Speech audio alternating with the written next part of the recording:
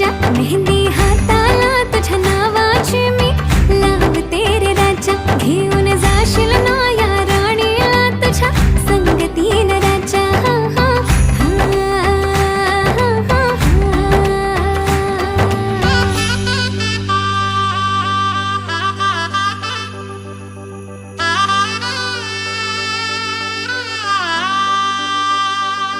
सजली ही नवरी बाई नवरोबासाठी ग, गाली हळदी चाले पा दिसते किती गोड ग.